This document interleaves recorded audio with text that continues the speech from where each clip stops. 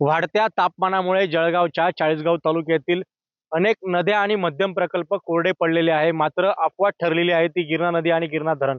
सध्या गिरणा धरणातून या ठिकाणी 2000 क्युसेक्सने पाण्याचा विसर्ग जो आहे तो गिरणा नदी पात्रामध्ये करण्यात आलेला आहे.